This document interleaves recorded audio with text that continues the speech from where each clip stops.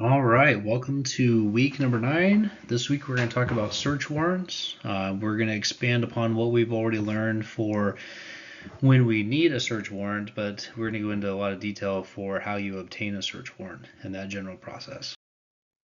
So the objectives for today, just become familiar with the search warrant writing process, understand the terminology, requirements, and elements of a search warrant, and then understand the law so that you avoid any criminal or civil liability in the process of obtaining a search or conducting a search. So there's a lot of misconceptions when it comes to search warrants on when it's required, and a lot of people believe that you have to have a search warrant for everything. That's not entirely true, right? Every police citizen contact does not require a search because it's also not a arrest or a detention. And there's also still the ability to have consent where an individual might consent for an object or the person to be searched. But we, in a lot of instances, would be required to have a search warrant if there is, in fact, probable cause that exists for a crime and there's no consent or the ability to get consent, then a search warrant is going to be required. So generally acceptable warrantless searches, contents of pockets or clothing instant to arrest, that'd be like a frisk or a pat down. Department of Licensing records are considered a search, but they don't require a search warrant. And then property inside a stolen vehicle, if you have thought about that, the reason why is because somebody who would have been stopped driving a stolen vehicle is committing a crime.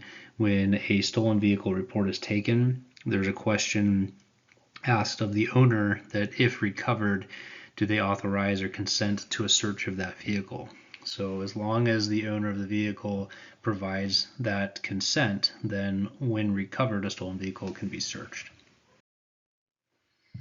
So your warrant versus no warrant consideration, the state or the government, the police officer, has the burden of proving that the search would fall or be under an exception of having to have a search warrant. And the defendant bears the burden of proof showing that a search was, if it was conducted by a search warrant, that it was improper. So, which one do you think is better? Which side of the equation would you rather be on?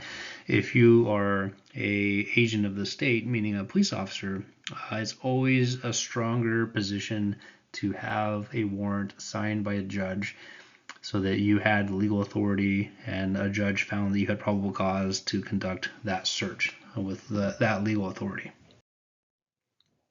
So a little context here. Where did we even come about getting search warrants in this process? Well, it's the Fourth Amendment, right? It has expectations and protections against unreasonable search and seizures, and it's a high threshold. So we should be able to go about our daily lives without the intrusion of government officials, and so police officers want to protect that right and only conduct searches when legally authorized and is prudent to do so. And not only the Fourth Amendment constitutional rights, but you also have the state of Washington Constitution, Article 1, Section 7, which protects against the invasion of your private affairs or home to be disturbed. So as Americans, there is the fundamental belief, because of our U.S. Constitution and then individual state constitutions, that we should be free from government affairs into our personal daily affairs and comings and goings. And so that's a very high threshold that if you were going about your business right now, you don't want to be disturbed. You don't want to have the government looking over your shoulder and checking up on you and seeing what you're doing all the time. So when you're acting as a police officer, you have to recognize that there's a high threshold for the invasion of privacy, and that you have to respect that and honor that, and only conduct legal searches when there's probable cause and a signed search warrant to do so. And there's very strong sanctions if an officer conducts a search that was unreasonable or exceeded the authority. First is the exclusionary rule, where any illegally obtained evidence can't be admissible in court. So the whole reason why that is a rule is that helps protect against privacy interests, against unreasonable government intrusion. It also acts as a mechanism to deter law enforcement from acting unlawfully, because if they did something to illegally get that evidence, it will not benefit them because they can't even use that in the trial to get the suspect. And then it preserves the dignity of the judiciary by refusing to consider evidence that was obtained through illegal means. So it keeps the judges with a degree of separation from any evidence that might have been obtained in a way that would taint the investigation of the case. So that's basically fruits of the poisonous tree. That's the sanction there, that if the evidence was obtained in an illegal manner, that it can't be considered. And then not only that evidence can't be considered, but any other evidence that was collected because of that would also be illegal and invalid for use in the case. So when we consider searches, the excuse of, oh, I didn't know that, isn't going to hold any water. So the exclusionary rule is basically categorical, meaning that if whether or not you acted in good faith, if you thought that you could do it, that evidence would still be ruled inadmissible and could not be used in the case. And if there are officers or departments that conduct unreasonable or illegal searches, there is criminal liability for the officer. So you can see here RCW 1079040. It's unlawful for the police officer to conduct a search of a private dwelling or house without the authority of a search warrant issued upon the complainant. And if they do so, they're guilty of a gross misdemeanor. Also, there's civil liability, meaning if you conduct an illegal search and you violate somebody's civil rights, the officer opens themselves up to civil liability, meaning they could be sued, they could lose any personal assets and be forced to repay the defendant on the case. So, what is a search warrant exactly?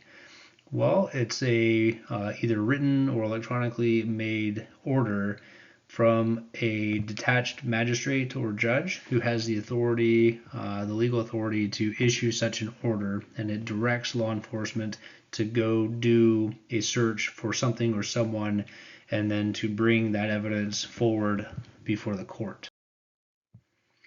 And we'll go into great detail on all of these components, but here's the basic components of a search warrant. You have to make sure that you have the proper person issuing the warrant, meaning they have the actual legal authority to do so within their jurisdiction. Determine which crime is under investigation. Determine the items to be seized, what it is that needs to be searched and found. Determining the person, place, or location to where this property or items might be searched or seized.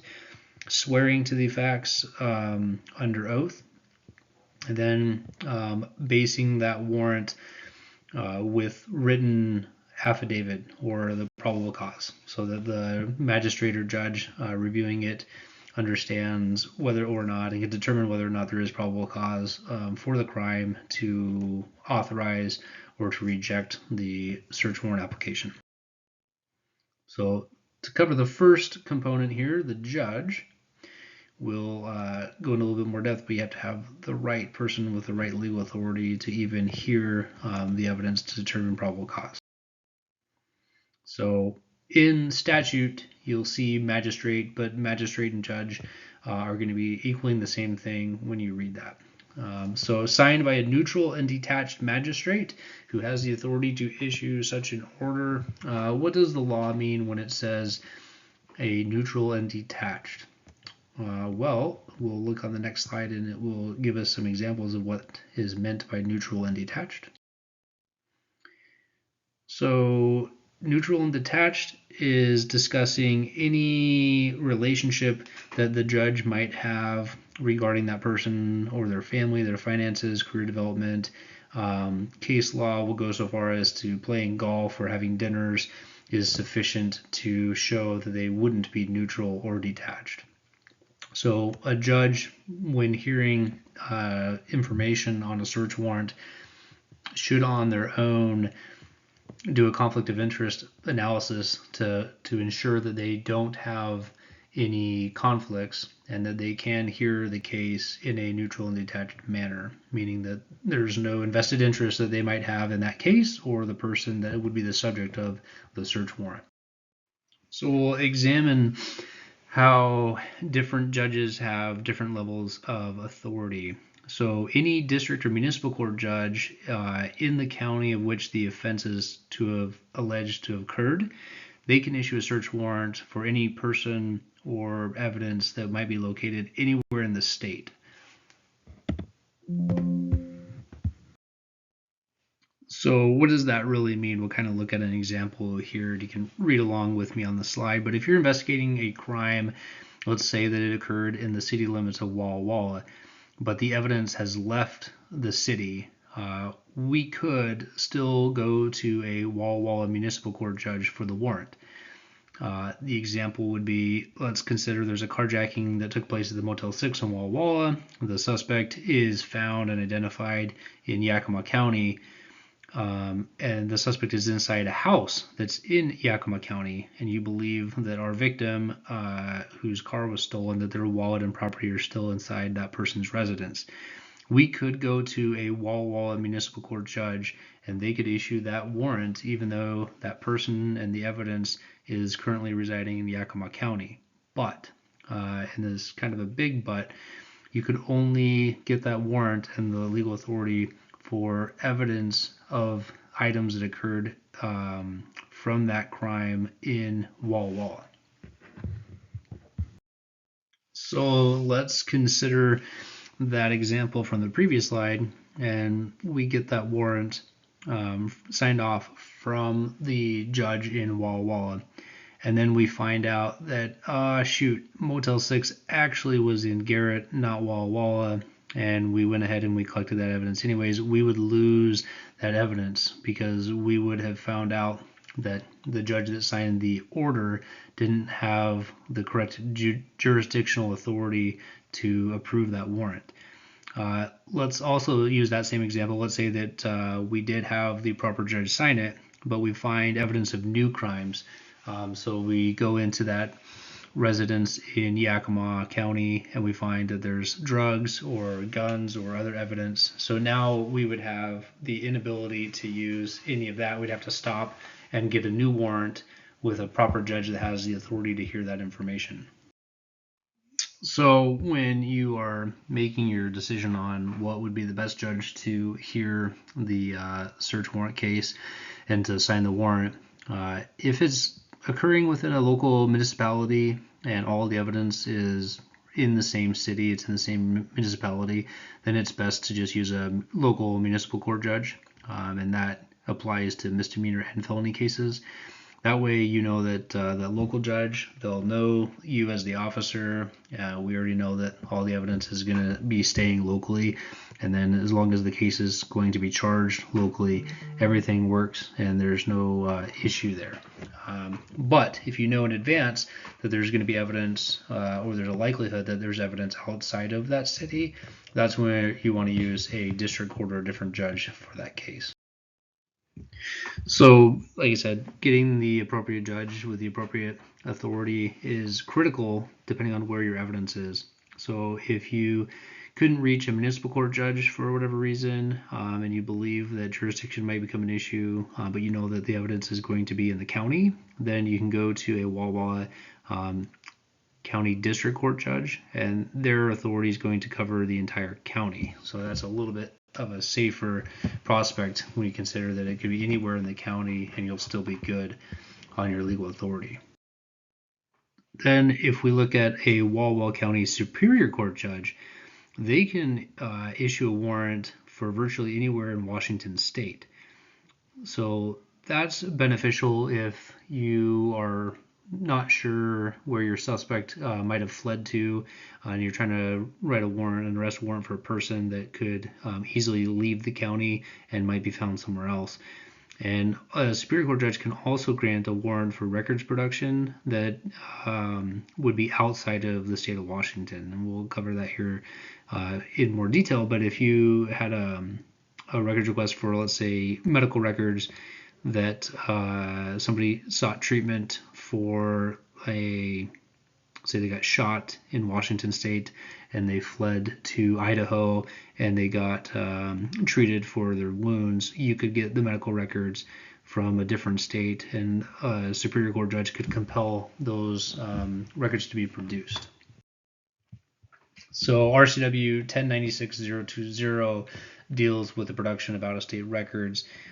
You can spend more time and look at the RCWs as they pertain, but the RCW outlays basically how the subpoena works, and it gives a timeline due within 20 days of receipt and some more details there. So let's talk momentarily here about tribal land. It is a little bit more complicated in that most tribes have taken the position that the tribal land is it's a sovereign property that's not part of Washington state. So therefore, when you're writing a warrant, it becomes very complicated to get the legal authority from which to execute a search warrant. So any instance where your case is going to have evidence on tribal property, extremely important to contact your local prosecutor and have them help facilitate the legal kind of minefield that you're going to be navigating through. But likely you're going to have to coordinate with the tribal police and also the FBI, which has jurisdiction on tribal properties for investigations. But it will not be just a normal process of getting a Superior Court judge to write that warrant or to sign that warrant. You're going to have to get outside authority either from the tribe or from the federal government. So another thing when we're considering which judge is going to have what legal authority for hearing the warrant is to consider the crimes that are being investigated and which court is going to end up hearing the case. If it's going to be a felony case and going to Superior Court, or if it's something that might be charged federally, those are all considerations that need to be made early on in the investigation process so that you identify the appropriate judge at the appropriate level to review the warrant and to sign off on the warrant application. So the second component of the search warrant process is the crime itself. So we have to consider and recognize what crime is under investigation, and we have to name that crime in the affidavit of the warrant so that the judge knows this is the crime that's being investigated and this is the probable cause that we have to believe that this crime was committed, and then further detail, what alleged evidence exists from what we think happened on this crime that's being investigated.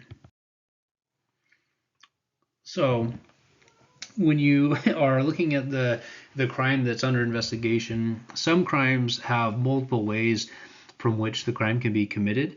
One example here is DV assault, second degree. So you can list that statute out in a number of different ways in your affidavit for your warrant. And we have the example here of, the second line here, RCW 9A36021 DV assault, second degree, assault by strangulation and or suffocation. That's important to list that in more detail because there are multiple ways to commit a DV assault second degree.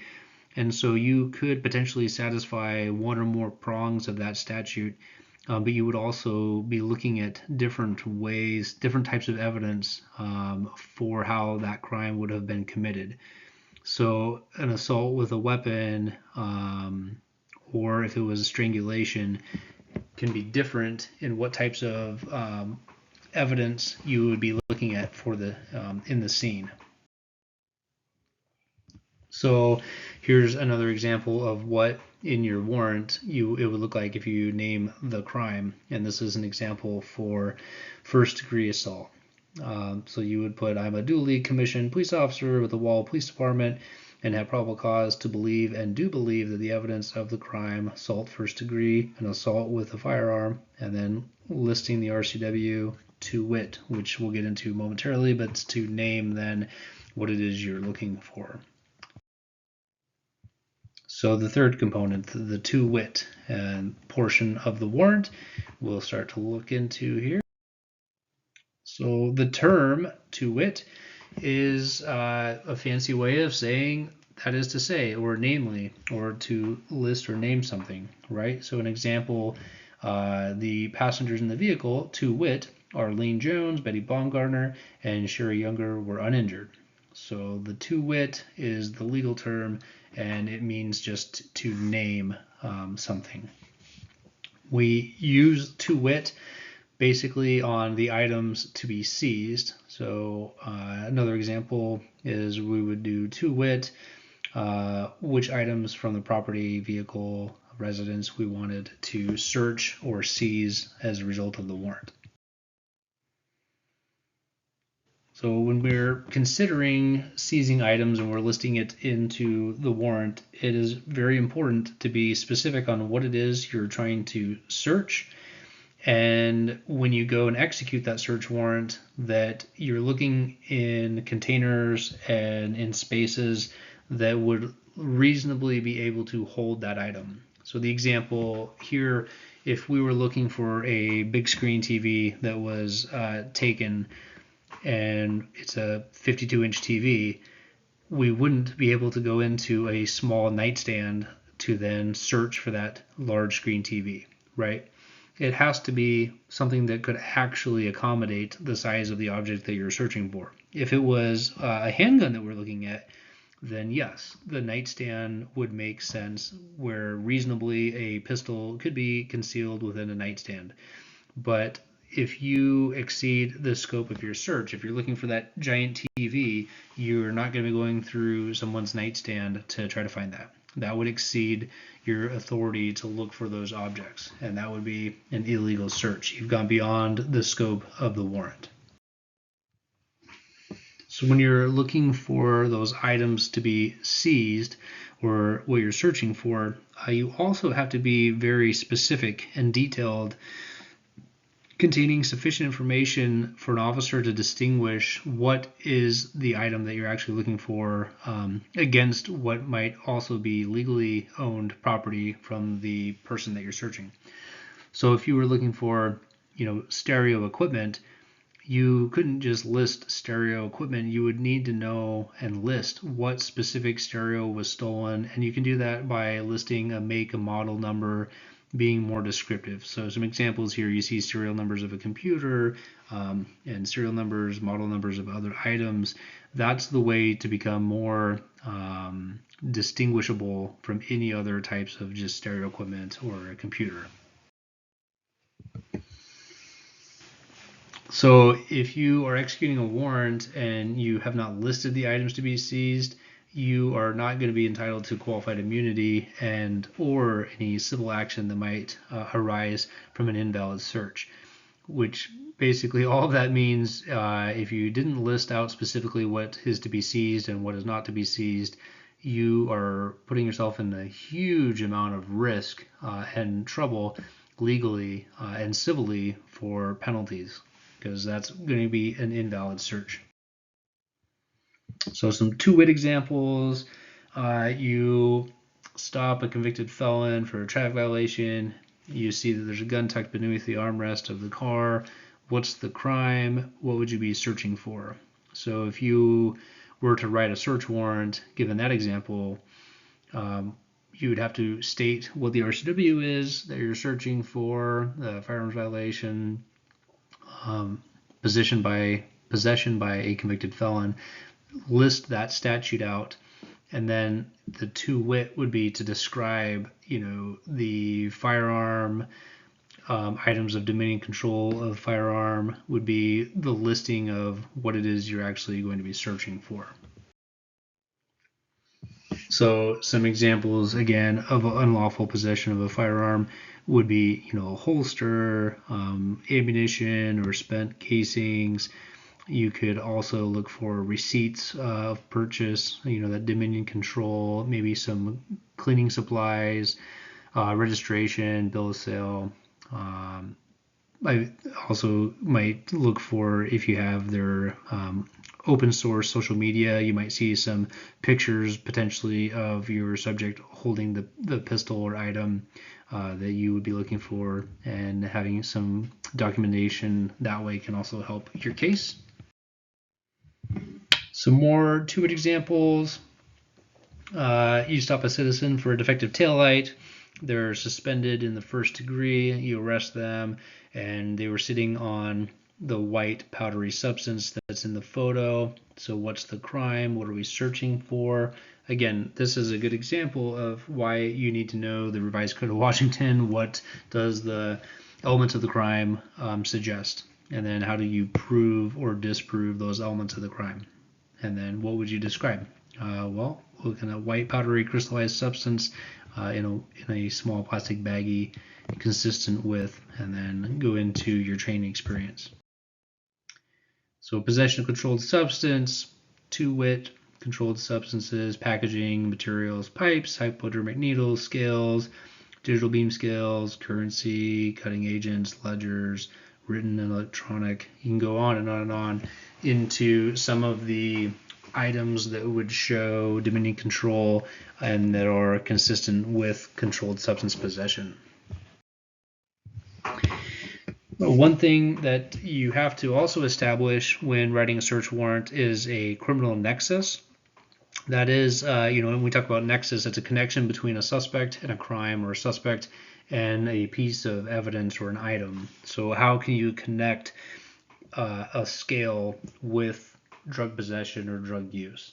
Or how could you use evidence of Dominion control to associate somebody with a vehicle? Let's say it's a hit and run investigation.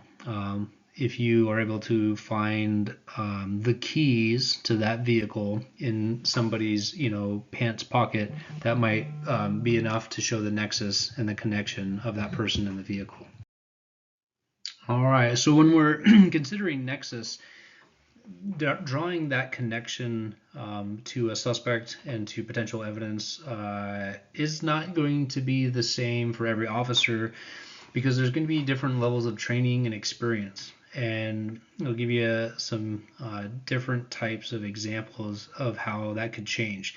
So if you're a brand new officer, just came out of the academy, and you are investigating a case of a shooting, you probably don't have the training or the experience to understand how, let's say your victim was dressed in all, red or all blue. You may not recognize the significance of the type of clothing and the color of the clothing, as opposed to, especially if you have any suspect information that's wearing, all of a different color. So different if you're a gang detective and you're working gang crimes units, you're going to pick up on the significance of that type of clothing and activities, tattoos, tagging, the language that might be happening. That's going to be completely different for that gang officer to identify and draw those nexus to things. Similar to like a narcotics detective is going to recognize a lot more. Let's say a traffic stop is conducted and there's a whole bunch of precursor chemicals that can be used in the manufacturing of methamphetamine. A drug detective is going to pick up on that very quickly, whereas an officer that doesn't have that training or experience might just see a whole bunch of cleaning chemicals and not be able to draw a nexus as to the significance of those specific chemicals together with that vehicle, and then some of the other potential paraphernalia, tubing, Bunsen burner, propane tanks, that kind of stuff.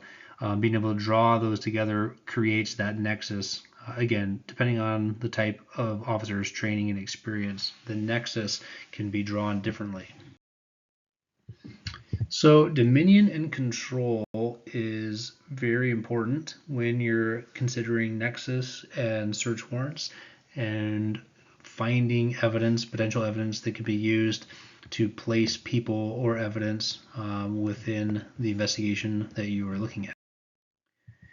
So evidence of dominion control is all around you, and you have to kind of think about what you do in a typical day, things that would uniquely put you to have control of an area, a vehicle, a house, a cell phone, or a computer.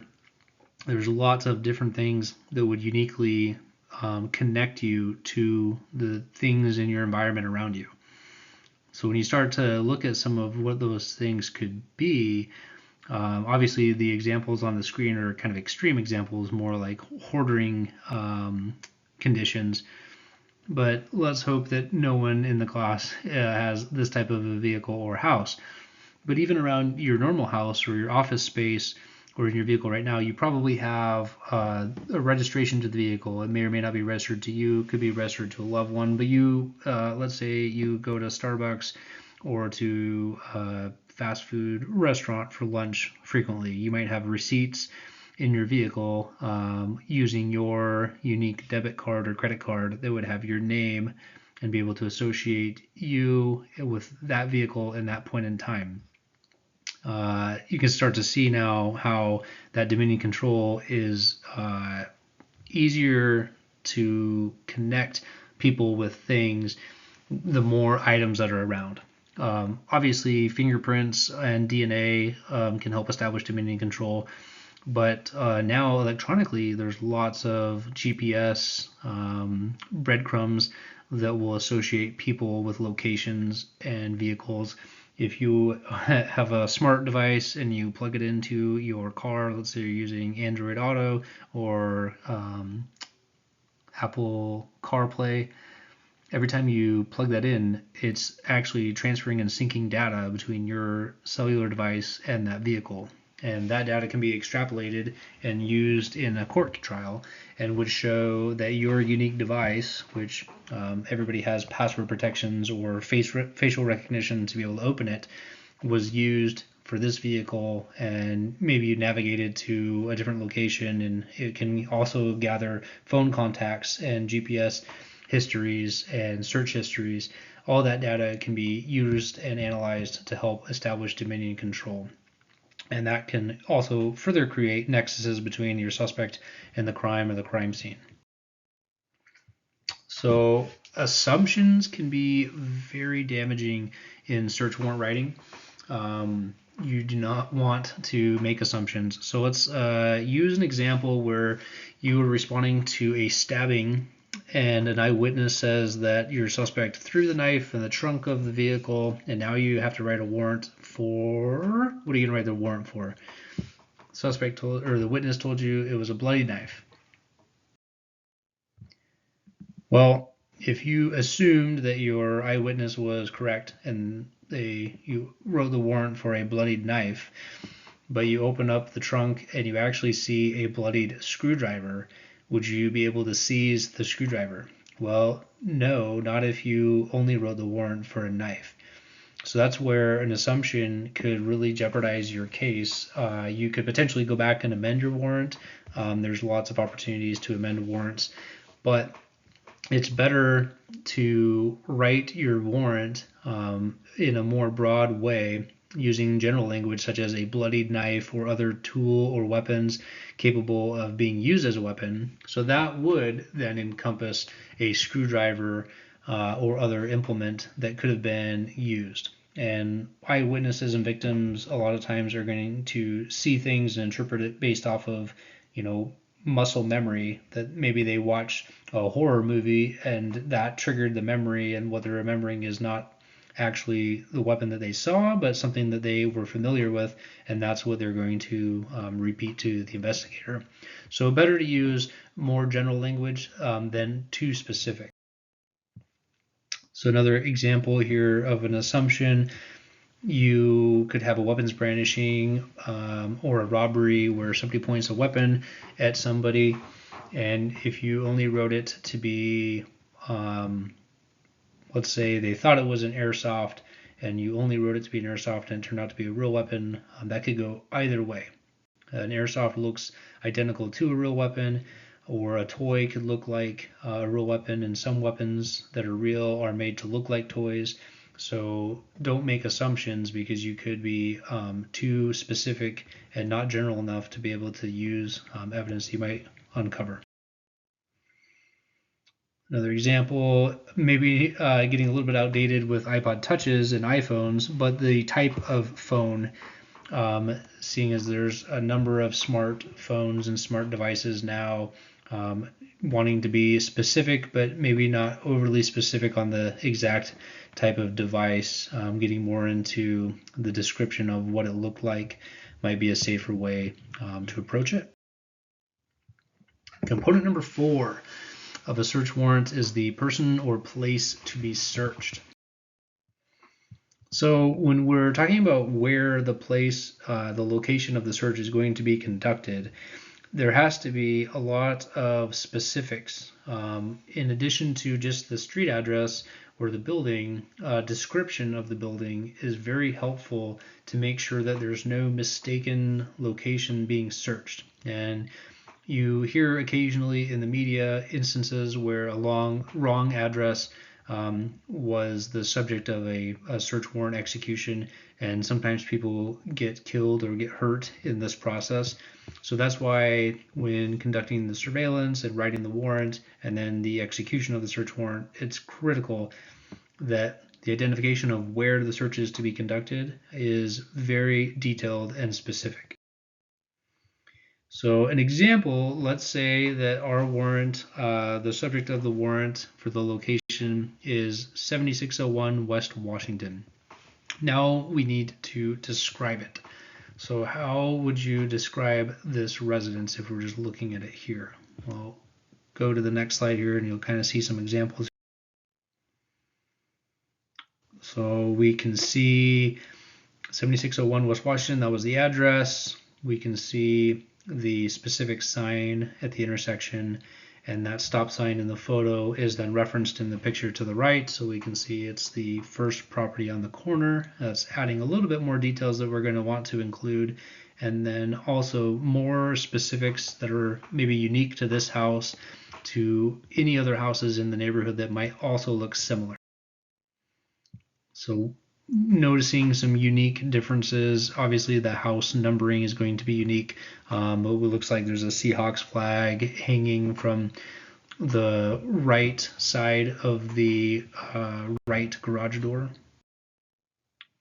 So when we actually put this into a warrant application, it might read something like this, and you obviously can change the city. This one we have it here in Centralia. 7601 West Washington Avenue is located within the city limits of Centralia. The single family residence is located on the north side of West Washington Avenue, and it is the first residence west of South 76th Avenue.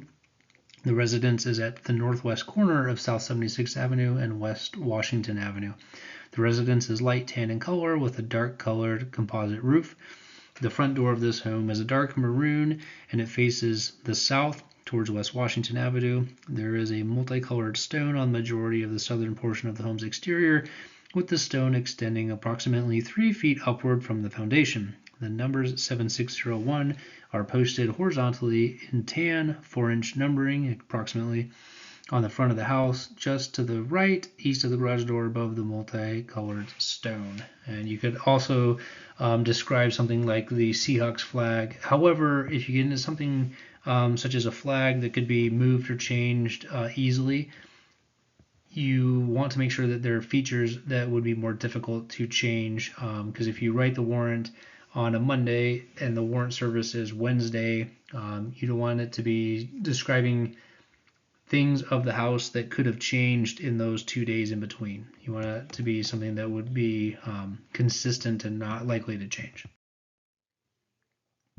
So somewhat easy when you're looking at a single residence dwelling.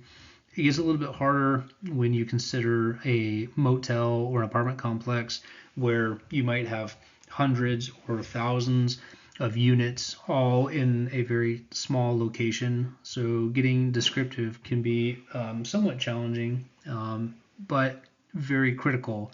Again, when you're dealing with a apartment complex where everything is going to look similar, and you have to make sure that you're identifying the correct unit, and then also trying to describe that so that the people that are going to conduct the search clearly know which specific unit it is and where it is in relationship to all other units. So getting again to room numbers, the way that the door opens, any unique features, if it was this first unit, how it has a sign that's adhered to the wall and the window, the proximity of the door, any type of unique features that you could identify. Then you get to other challenges. Let's say you have a mobile home that maybe doesn't have an affixed address to it. Again, how would you describe these types of items? You're going to get into the color of it, the location, physical description as detailed as possible so that anybody reading it would understand the property that's being described. And you have the opportunity potentially of describing locations that maybe don't have a fixed address.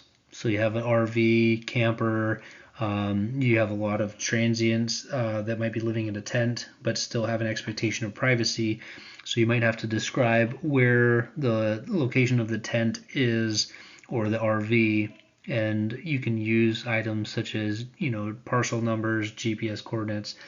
It is a cautionary thing though when you're going to use any kind of unverified sources, that you at least explain how you could verify that location and use some sort of a verified system, either through the county or through a surveying database to get exact locations and not unverified, Google Map locations that could be different or could be not correct. So when we're talking about the person or the place to be searched, it's very important that the warrant lists all of any type of entry into outbuildings, or if there's multiple buildings on the property, which ones can be entered and searched and seized.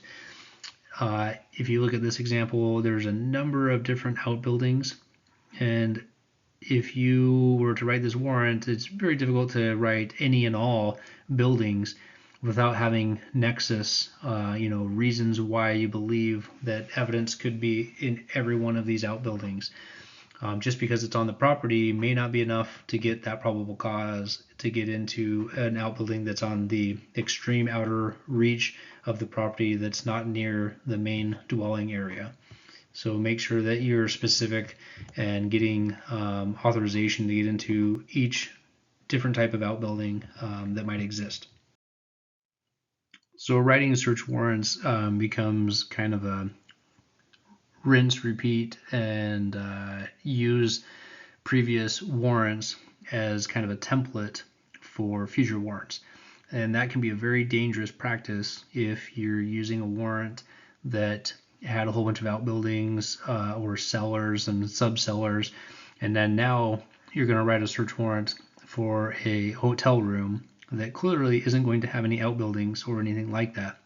So it's important not to use a boilerplate and to start fresh every time you're going to write a search warrant, so that you don't include things that are not applicable to your search warrant, because that's a very easy way to make a mistake and to get your warrant thrown out or to get your case thrown out, is using language for your warrant that don't apply to that specific location that you're actually going to perform the search of. Won't get into a lot of the examples because this is going to be a long module to get through, but there's lots of case law that explains boilerplate issues, any and all vehicles, any and all persons. It really becomes the issue when you're trying to be more inclusive and less specific on the people or places that you're looking to search. So when you're describing people, don't worry as much on trying to describe their physical characteristics because those also change over time. More specifically, use their names, their date of birth, social security number, their offender number. Those don't change, and generally speaking, that's what you're going to relate to the records anyways, and those will be matched when you do perform the arrest on somebody through either DNA records or through fingerprint verification. That's how you're going to know that you got the correct person, more so than just they look like that person. Adding photos to your search warrant is always a really good idea. It isn't a substitute for a well-written description, but it is easier, and anybody can see a photo and then understand exactly what that looks like, and then be able to understand that when they go to execute the search warrant. When writing your affidavit, it's extremely important to use only the facts and to list how those facts are meaningful in developing the probable cause for your investigation of that crime, and then how through the course of your investigation you believe that based on those facts that the evidence may be located in a certain place. So this is kind of a good illustration of what the difference is between reasonable suspicion and probable cause. And we covered that earlier in the class, but just as a good reminder, reasonable suspicion, you have enough to stop and frisk somebody. Probable cause, you could arrest that person and get a search warrant for their arrest.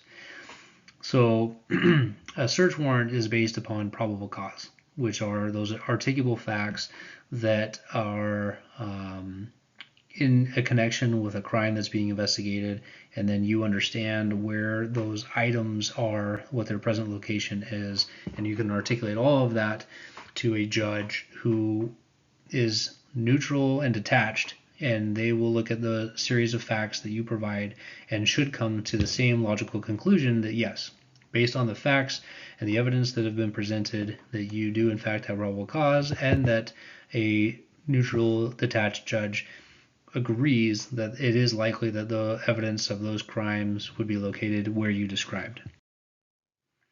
So when you are articulating your PC, the courts consider two factors in determining the accuracy of probable cause. It's the basis of your information and then the credibility of that information.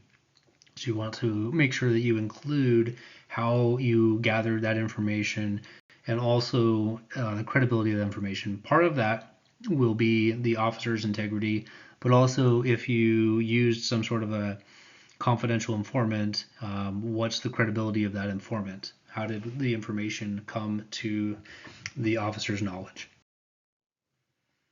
So you want to avoid conclusory statements, and if you don't know what conclusory is, that is where you're drawing a conclusion without providing the underlying reasoning or supporting facts. So the example is, Hitler's bad or Hitler's the devil.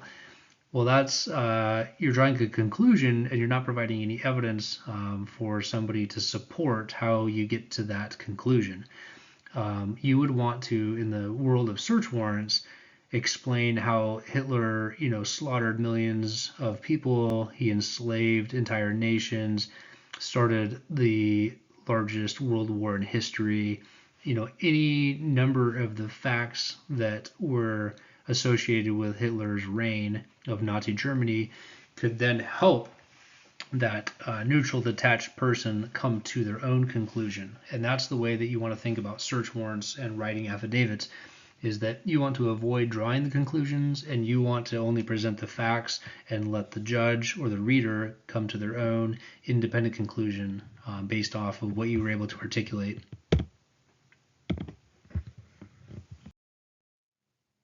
So we said the courts want to know how reliable the information is.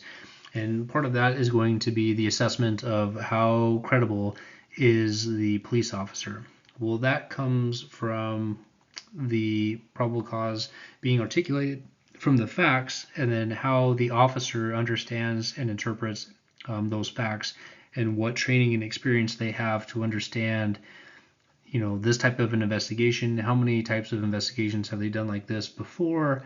How many warrants have they written? What were the outcomes of those warrants? If you demonstrate a strong track record of getting these types of investigations correct, that will help the judge or the audience understand that the officer is credible, and then the information and the conclusions that they're drawing from the evidence and the facts is also more credible than if they've never written a warrant before, they've never investigated a crime like this before, and they've never been trained on how to do any of these things. That's very risky and will likely not be an approved warrant. They want to hear that there is a lot of foundational training and experience from which the probable cause is based upon. So the I love me statement is really listing off all of your training and experience, how you became a commissioned officer, and what does that really mean for you. Being vague and saying that you had law enforcement training and experience just in general is not going to be sufficient for it. Again, listing that you've had 100 similar cases throughout your career, putting that into your affidavit ahead of time is going to help demonstrate that you know what you're talking about, you have that experience, and that you are a credible witness for the case.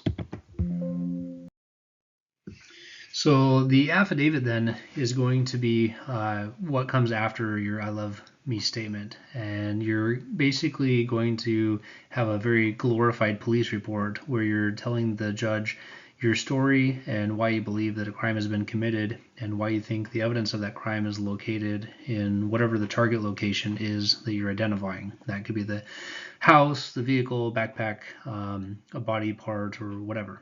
And the narrative is going to be much more detailed than what a general synopsis would be that you might commonly see like in a booking sheet or something like that. If you want to get into all of the different details of how the information was obtained, again, how is the information credible, and listing the facts that support your case. And this is really listing all of the supporting evidence and facts, and then closing with that to wit, which is that's the only area that's a synopsis for. Based off of all of this information, I believe that the evidence of the case, to wit, is going to be here at this location.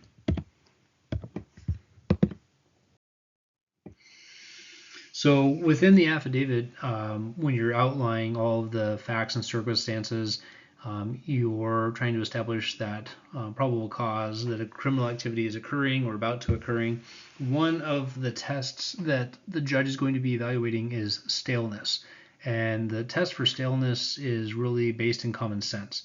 And so they're going to take in consideration the nature and the scope of the criminal activity, and then consider that against how much time has elapsed since the facts or the information was gathered, collected, and then presented to the court.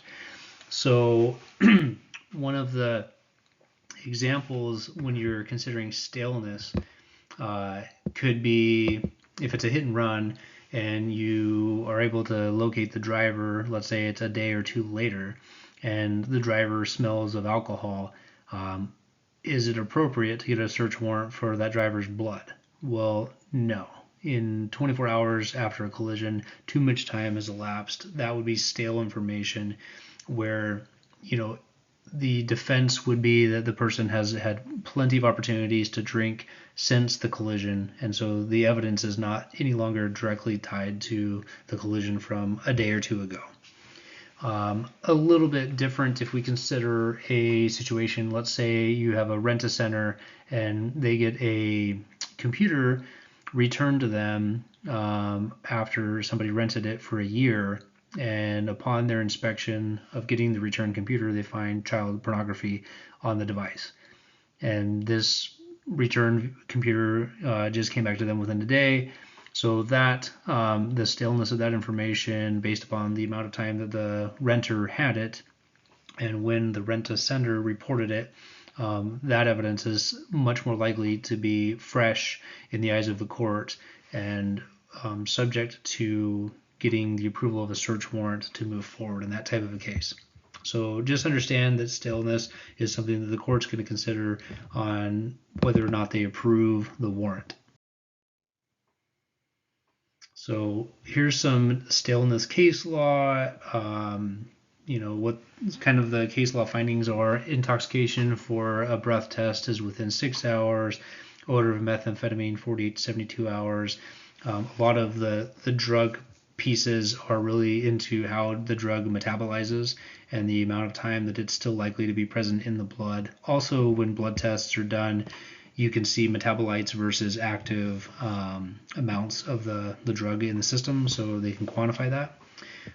Child porn on a computer for several months, firearms 10 days.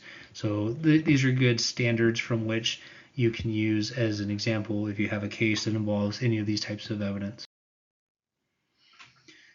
So unless your warrant involves controlled purchases of narcotics or firearms using an informant or some maybe undercover officer, you really want to go ahead and name names, be specific on who the witnesses are, whether or not they're credible, and how you would know that they're credible if you've used them in the past and they've been successful in the past as an informant, or what their criminal history might be. Those are important facts to include in your case.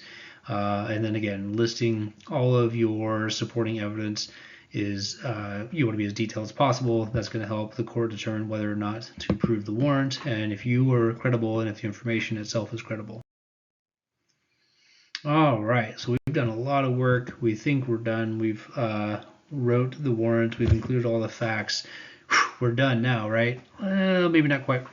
So a lot of departments will require a review and approval process from their supervisor, and a lot of jurisdictions, it's also required that it is reviewed by their prosecutor, and that the prosecutor would add their prosecutor number to it.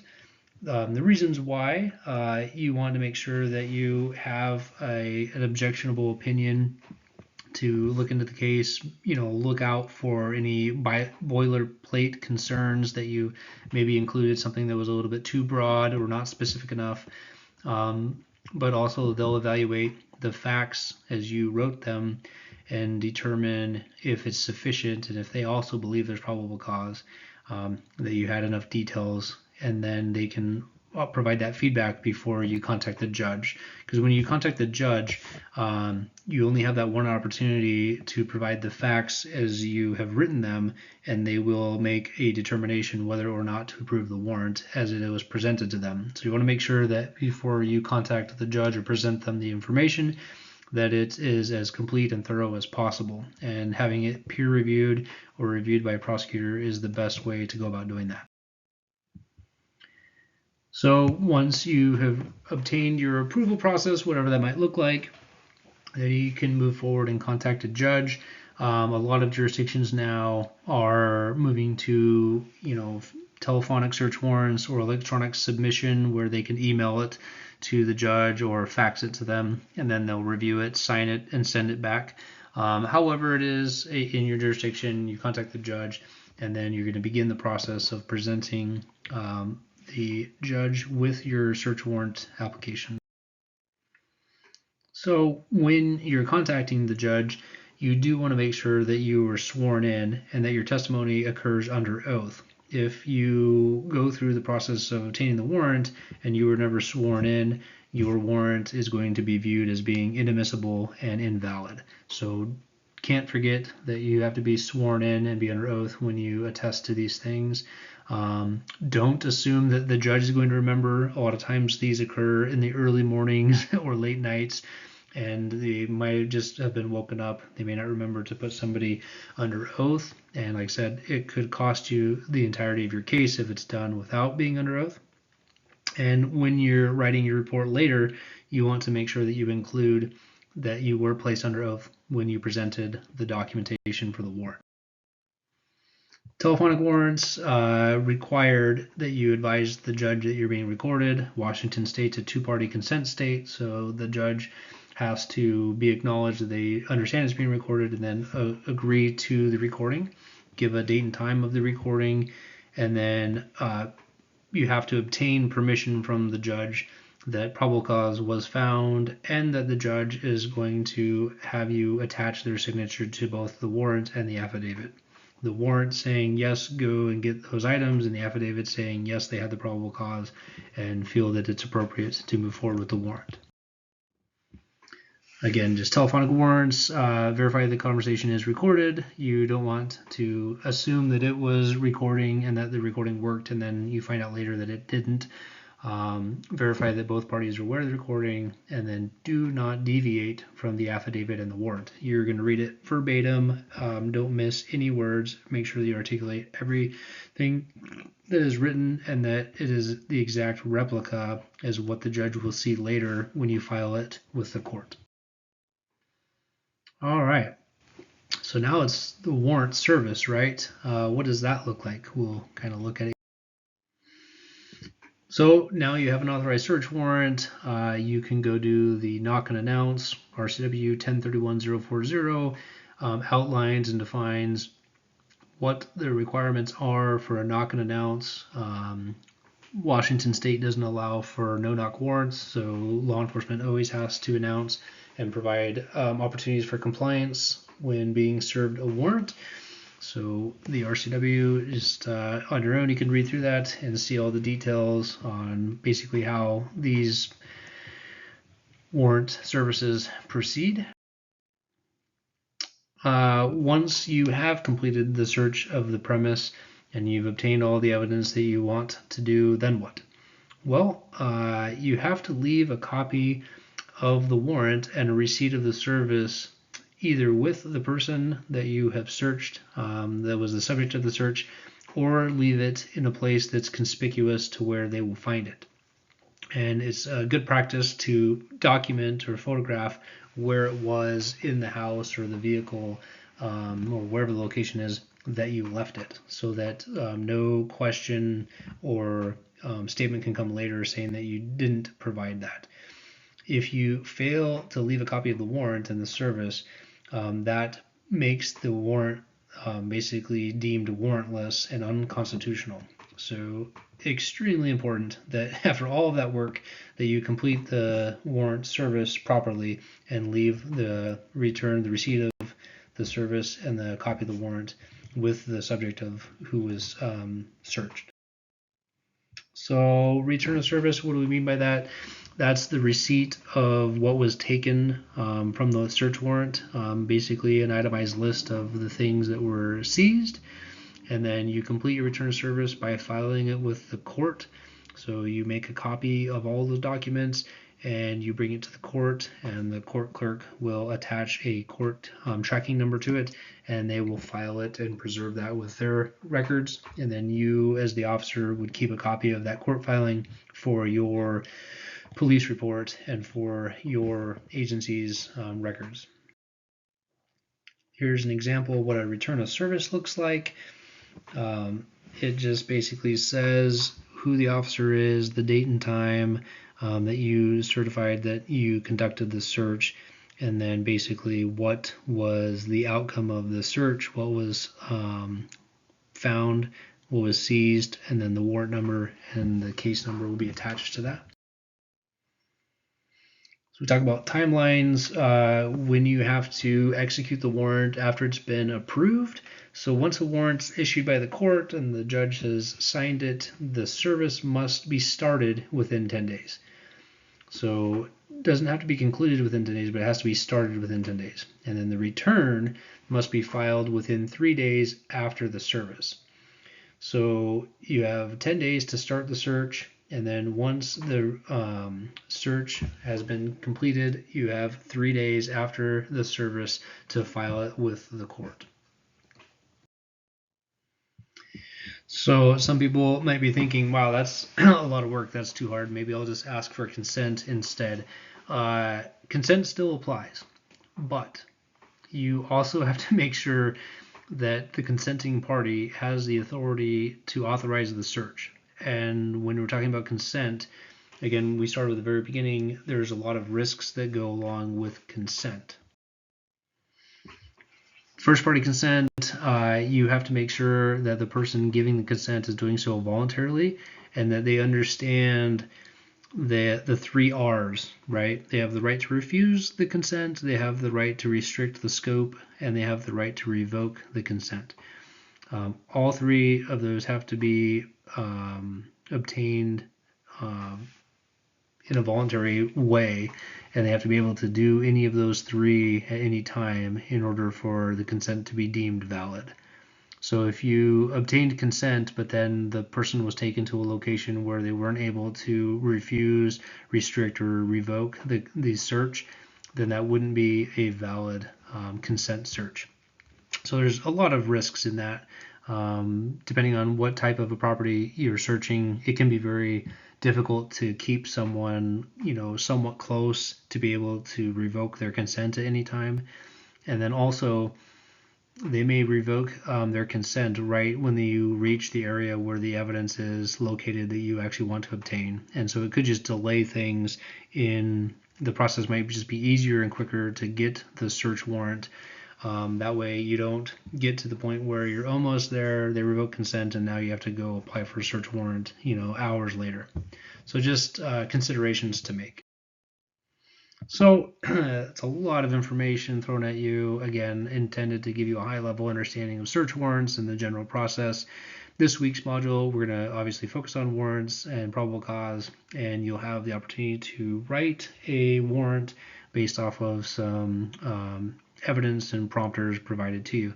So hopefully this is helpful. If you have any questions, let me know. Otherwise, we'll see you in the module.